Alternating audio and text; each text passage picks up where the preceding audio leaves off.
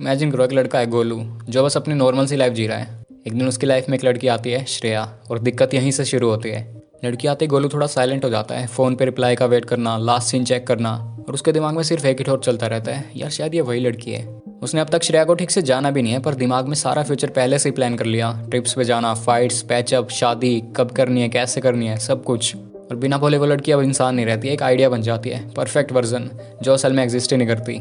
और प्रॉब्लम यहीं से शुरू होती है, जब कोई परफेक्ट बन जाता है ना, तो तुम खुद ऑटोमेटिकली छोटे हो जाते हो।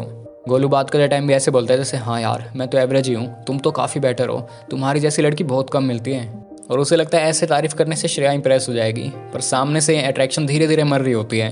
क्योंकि कोई भी इंसान ना अपने आगे झुकने वाले से कनेक्ट ही नहीं कर पाता। रिस्पेक्ट बराबर वाले के साथ होती है, नीचे या ऊपर नहीं। अब यहीं से सीन खराब हो जाता है। लड़की कुछ चीज़ें करती है, लेट रिप्लाई देती है, मजाक मजाक में तुम्हारी बेइज्जती कर देती है, थोड़ा थोड़ा मैनिपुलेट करती है, और सबसे बड़ी बात, कभी कभी तुम्हारी बाउंड्रीज भी क्रॉस कर देती है। पर लड़का नोटिस करके भी इग्नोर कर देता है। क्यों? क्योंकि डर लगता है भाई, अगर छोड़ के चली गई तो कहीं बात ही करना बंद ना कर दे, फिर तो मैं अकेला ही रह जाऊंगा। यहीं से बंदा खुद को धोखे में रखना शुरू कर देता है। ऐसे एक बगीचे में फल सड़ गया हो और बंदा बोले क्या ही फर्क पड़ता है यार, बाकी फल तो ठीक ही हैं। पर एक सड़ा हुआ फल ना पूरे बगीचे को खराब कर देता है। और फिर एक दिन वही लड़का आता है और बोलता है यार उसने मुझे चीट कर दिया, वो मेरी बिल्कुल भी इज्जत नहीं करती। पर सच पता है क्या है, सिग्नल शुरू से थे, बस उसने देखा नहीं, या वो देखना ही नहीं चाहता था। फिर एक और टाइप का सीन होता है, वो लड़का जो हर बात पे करता है, फूड, कैब, रिचार्ज, रात भर चैट्स, कॉल्स, इमोशनल सपोर्ट, और बोलता है भाई कुछ नहीं चाहिए, बस उसका साथ चाहिए। पर उसे पता नहीं होता कि वो साथ नहीं, बस फ्री की अटेंशन दे रहा होता है।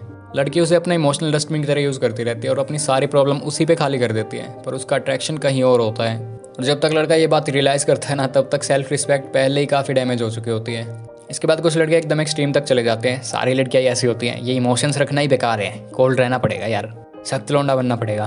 पर ये भी एक तरह का एस्केप है भाई। सच ही है कि लड़की में इशू नहीं था, बल्कि इशू ये था कि बंदे को अपनी वैल्यू का आइडिया ही नहीं था। अब वैल्यूज़ का मतलब मोटिवेशन वाली वीडियोज़ में वो सिग्मा मेल से मत जोड़ लेना।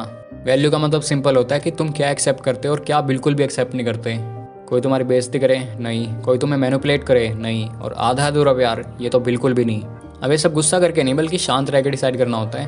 अब इमेजिन करो एक लड़का है जो ना तो लड़कियों के पीछे भागता है, ना उन्हें नफरत करता है, और ना ही उन्हें पूछता है, बस अपना काम, अपनी बॉडी, अपना दिमाग और अपना पर्पस संभाल रहा है।